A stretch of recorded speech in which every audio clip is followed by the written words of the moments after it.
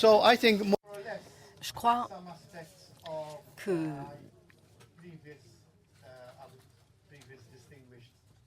plusieurs aspects de la présentation de l'orateur précédent, fort distingué. Je pense que ma présentation va par exemple examiner les points, l'analyse du mouvement, la différence statique, dynamique. Alors, je vais vous parler des différents instruments et de l'intérêt de l'utilisation des instruments et outils. La biomécanique, c'est une partie de plus en plus importante de notre profession et nous incorporons les aspects biomécaniques dans notre traitement pour le bienfait de nos patients, pour régler les troubles musculo-squelettiques, pour gérer la douleur. Mais très souvent, nous ne nous interrogeons pas sur ce que nous avons appris. Est-ce qu'on se pose la question de savoir pourquoi on fait ce que l'on fait? Est-ce que l'on met en application ce qu'on a appris? Comment nous traitons nos patients? En tant que podologue, bon, je ne vais pas vous dire quel âge j'ai, mais ça fait 30 ans que je travaille. Et au cours de ces 30 ans, un certain nombre de choses que je faisais il y a 30 ans, après un certain temps, ou aujourd'hui plutôt, je me dis, mais pourquoi? Je me pose des questions en fait. Parce que parfois, on est si imprégné de théorie à la sortie de nos études que l'on prend tout pour argent comptant. On ne remet rien en question. Et parfois, c'est très bizarre de se poser cette question en disant, bon, j'utilise ce type de coussinet depuis des années, mais est-ce que ça marche? Est-ce que ça remplit l'objectif visé? Parce que, à votre âge, quand j'avais 20, 25 ans, quelqu'un m'a dit, si vous voulez réduire la pression sous l'articulation, vous utilisez tel coussinet, tel instrument, et je ne l'ai pas remis en question à l'époque.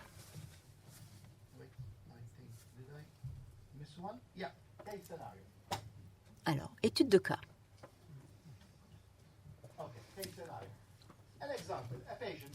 Un patient que j'ai vu le mois dernier, un athlète de 19 ans qui se plaignait de douleurs au genou des deux côtés. Et au cours de l'examen biomécanique, j'ai remarqué une dorsiflexion de la cheville réduite.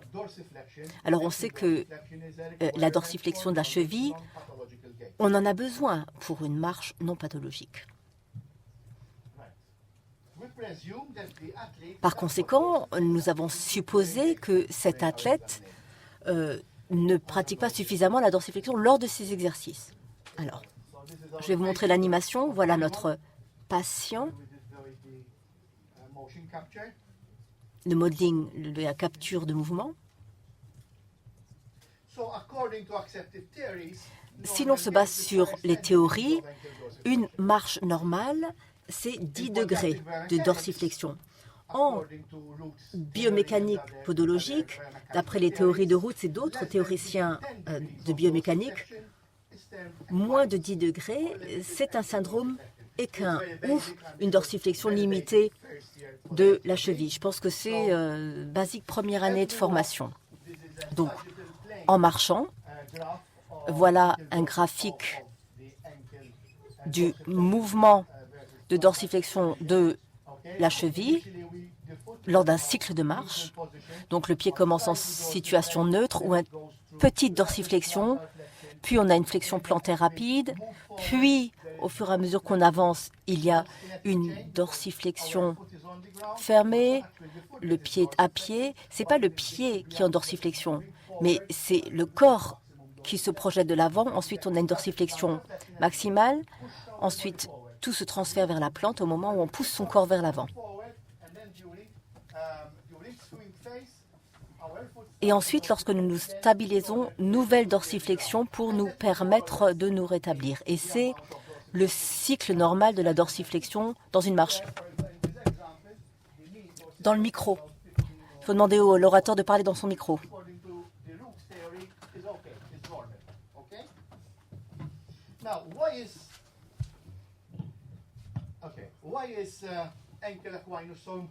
Alors pourquoi est-ce que le syndrome équin est si important? Pourquoi est-ce que c'est une entité podologique en tant que telle qu'il est nécessaire de diagnostiquer? Eh bien, pour commencer, parce que ce syndrome est lié à un certain nombre de difficultés, une pronation accrue. On sait que la dorsiflexion est très importante pour pouvoir marcher. Si la dorsiflexion n'est pas suffisante, notre pied va être en pronation, qui va donc dérouiller l'articulation. Et on sait qu'un pied en position de pronation est beaucoup plus flexible. Donc, dans le syndrome équin, pour avoir suffisamment de dorsiflexion de la cheville, le pied va entrer en pronation et on va déverrouiller l'articulation métatarsale. Donc ce n'est pas une très bonne chose parce que cela accroît la pression sur l'articulation alors que la dorsiflexion devrait venir directement de l'articulation de la cheville. Donc il se produit, il y a deux types de dorsiflexion, celle de la cheville que l'on verra plus tard et celle du pied qui est une combinaison de la dorsiflexion de l'articulation de la cheville et métatarsale. Donc, pronation accrue, douleur de la zone lombaire, genou hyper étendu, hallux rhizigus. On a également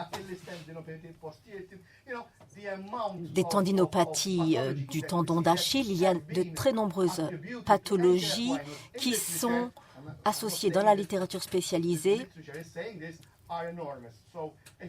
au syndrome équin. Il est par conséquent essentiel que nous puissions diagnostiquer nos patients. Qu'en est-il de notre patient de 19 ans, l'athlète de 19 ans? Voilà sa courbe de mouvement. On arrive à 20 degrés. Donc, je reviens à ma première question. Pourquoi nous reposons-nous pour le diagnostic sur un examen statique? Le professeur Lavigne a parlé de l'importance de la fonctionnalité dynamique. Les gens marchent, les pieds sont faits pour marcher. Donc, il est très important, à mon avis, d'observer le comportement des patients durant la marche. Exemple de recherche récente.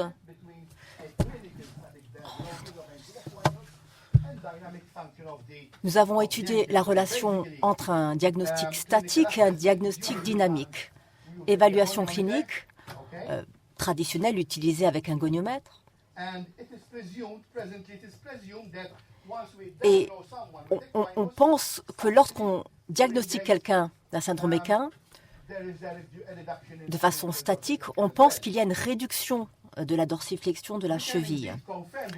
Et ça, c'est quelque chose que l'on peut vérifier très facilement avec une analyse de la marche. Mais personne ne le fait. Moi, jusqu'à il y a quelques années, je ne le faisais pas, sauf à des fins de recherche.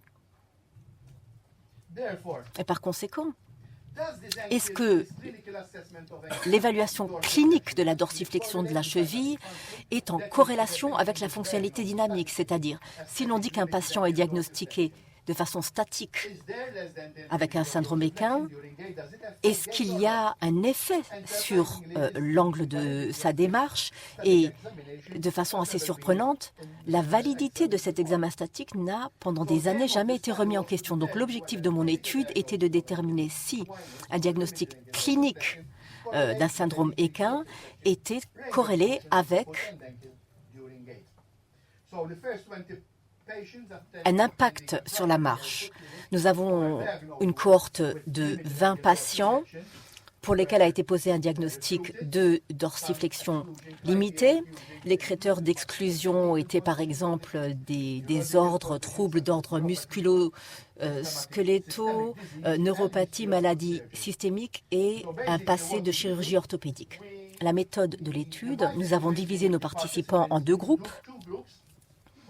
Le groupe A, pour les patients ayant plus de 5 degrés, moins 5 degrés de dorsiflexion, moins 5, à savoir plus de 5 degrés de dorsiflexion plantaire à l'examen, tandis que le groupe B avait entre moins 5 et 0. Donc 0, à savoir que le pied est à 90 degrés quand on applique une pression maximum.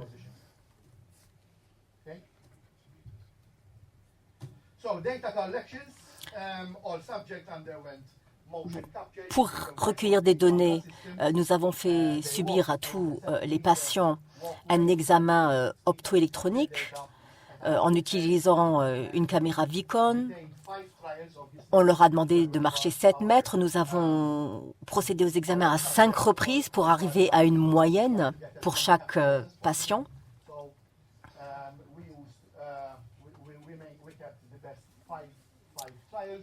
Et on a retenu les données les plus probantes. On a utilisé le modèle de l'Institut orthopédique Rizzoli, IOR. Il y a aussi le modèle Leordani qui est très utilisé. Le modèle Realdini, en fait, nous permet de mesurer la motion intersegment du pied, puisqu'on divise le pied entre le pied du milieu, le pied d'avant, le pied d'arrière et chaque région du pied. Donc, on peut mesurer les mouvements intrinsèques et internes des différents segments du pied. Ce n'est pas comme une modélisation du pied qui considère le pied comme un seul segment. Nous savons que le pied est constitué de très nombreux segments, plus de 20, il y a de très nombreux mouvements internes. Et donc avec ce modèle, on peut mesurer ces petits mouvements internes des différents segments qui composent le pied. Donc après la collecte de données, nous avons pratiqué un test indépendant où nous avons comparé la dorsiflexion dynamique entre les deux groupes. Je fais la différence entre la dorsiflexion de la cheville, à savoir mesurée à la cheville, alors que pour moi, la dorsiflexion du pied suppose que le pied est d'un seul tenant. Donc, on prend en compte la dorsiflexion de la cheville, mais également métatarsale. Donc, la dorsiflexion du pied totale est différente de la dorsiflexion de la cheville. Résultat, la dorsiflexion moyenne dynamique de la cheville était beaucoup plus élevée dans le groupe B, 13,9 degrés, plus que les 10 degrés que l'on retrouve dans la littérature et dans la théorie.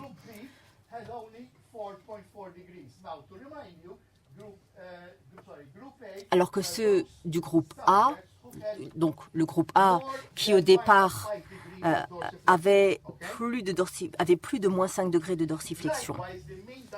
On a également mesuré que la dorsiflexion moyenne dynamique, dorsiflexion du pied, on a remarqué qu'elle était considérablement plus élevée dans le groupe B, 17,13 degrés, à savoir beaucoup plus que les 10 degrés dont parle la littérature et la théorie. Premier groupe, groupe A.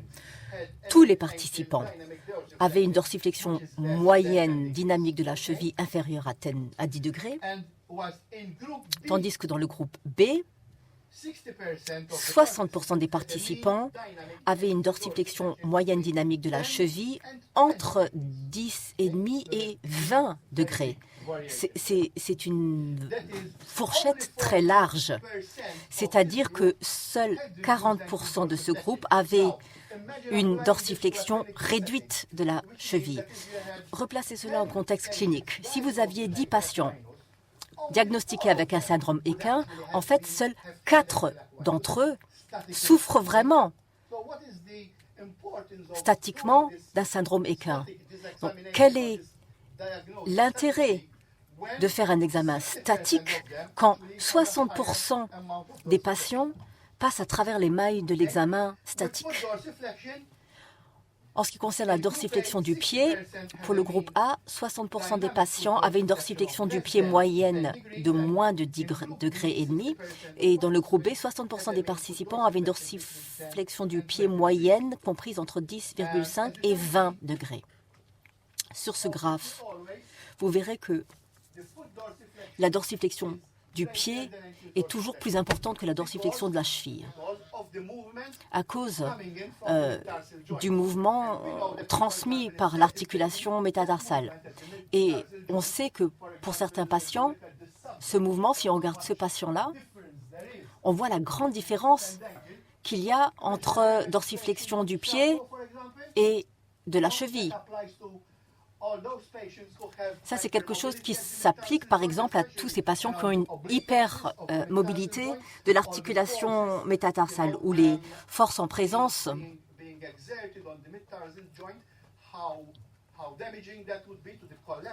sont tout à fait délétères pour l'articulation et peuvent causer un écroulement. Donc, représenté de manière beaucoup plus claire, mais beaucoup plus schématique, on voit encore une fois le même schéma se reproduire. Alors, est-ce qu'il faut parler de dorsiflexion de la cheville? Faut-il parler de dorsiflexion du pied? Est-ce qu'il faut prendre en compte la motion de l'articulation? Donc, cette étude m'a amené à la conclusion suivante. Une étude statique d'une dorsiflexion à 0 degré n'est pas nécessairement en corrélation avec une fourchette compatible avec une dorsiflexion limitée de la cheville dynamiquement. Et par conséquent, ce test n'est pas suffisant pour détecter le syndrome Aquin. Dans notre étude, 60% des patients ont une dorsiflexion supérieure à 10 degrés durant la marche. Donc, en attendant les résultats d'autres études, parce que beaucoup d'études sont actuellement en cours, ça fait 10 ans qu'on se préoccupe beaucoup de cette question. Les auteurs proposent que pour ceux qui veulent continuer à utiliser un goniomètre, il s'agit de ne l'appliquer qu'à des patients ayant un minimum de 5 degrés de flexion plantaire. Ce sont seulement ces patients que l'on peut diagnostiquer comme souffrant d'un syndrome équin. Donc, je ne vais pas continuer très longtemps, je pourrais continuer jusqu'à ce soir. Et je dirais que les patients pour lesquels le degré est compris entre 0 et 5 pour la dorsiflexion cheville statique, pour ces patients, il est tout à fait recommandé de pratiquer un examen dynamique pour arriver à détecter un éventuel syndrome équin. Pour ceux d'entre vous qui ont envie de plus d'informations, c'est un article qui a été publié le mois dernier dans le magazine spécialisé The Foot. Je vais vous donner 2 exemples très rapides. Je n'ai pas envie de prendre tout votre temps et de manger la pause. L'un des projets menés avec un étudiant. Nous avons étudié l'applicabilité des coussinets plantaires pour réduire la pression plantaire maximum sur l'avant-pied d'adultes en bonne santé. On a fait 2 types de coussinage que l'on utilise. Pour un coussinet qui couvre l'avant-pied, et je parle également d'un coussinet qui est métatarsal que l'on place en général de manière proximale par rapport à l'articulation métatarsienne. Et on a regardé comment ces 2 types de coussinage réduisaient la pression. Donc nos résultats montrent qu'en fait, l'applicabilité est très limitée de ce coussinet plantaire, alors que je les ai utilisés pendant 30 ans sans les remettre en question. Je me disais, voilà, qui va réduire la pression, etc., etc. Mais en fait, cette méthode n'est recommandée que dans un nombre très restreint de cas. Et la raison en est peut-être que pour le coussinet plantaire métatarsien, on a ici une force maximum pendant la phase de propulsion. Si je mets un coussinet sous les métatarses centrales proximales, en fait, on ne touche pas le sol à ce moment-là. ce coussinet n'est utile qu'à des patients immobiles ou pour des patients âgés qui marchent en traînant la jambe, qui n'ont pas vraiment de propulsion à proprement parler.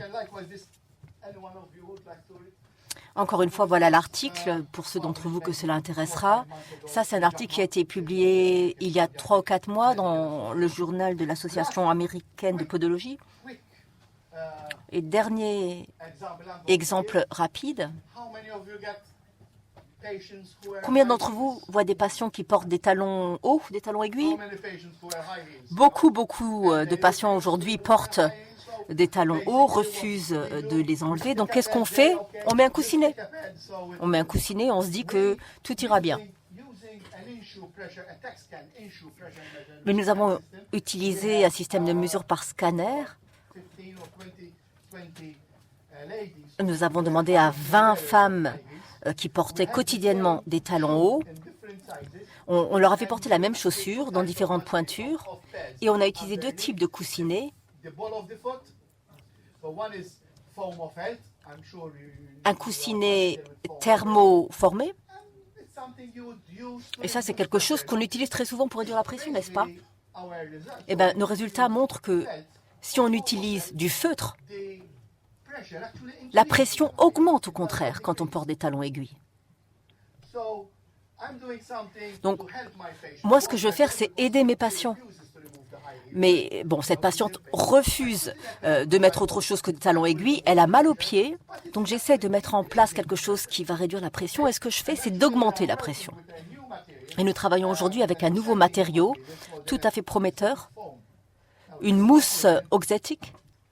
Un nouveau type de mousse. Une mousse spécifique.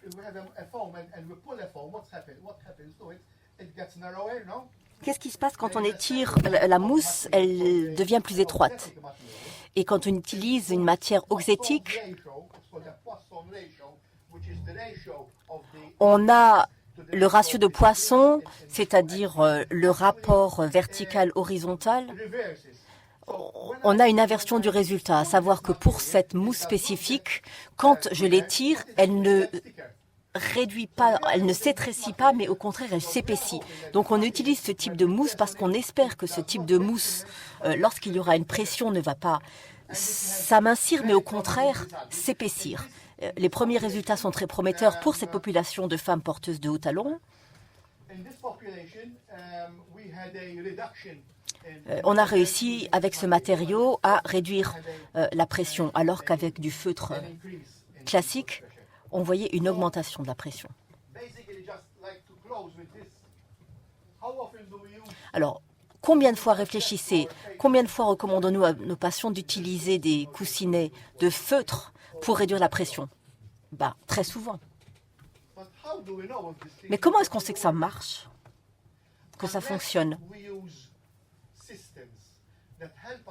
À moins d'utiliser des systèmes, des moyens, des techniques qui nous permettent de mesurer effectivement ce qui se produit, la pression verticale dans la chaussure. À moins d'utiliser ce type de mécanisme et à moins d'incorporer les résultats de ce type de test dans notre pratique quotidienne, je pense que si on ne fait pas ça, peut-être qu'on fait plus de mal que de bien à nos patients. Donc il faut être très prudent et y réfléchir en tout cas. Je vous demande d'y réfléchir. Je vous remercie.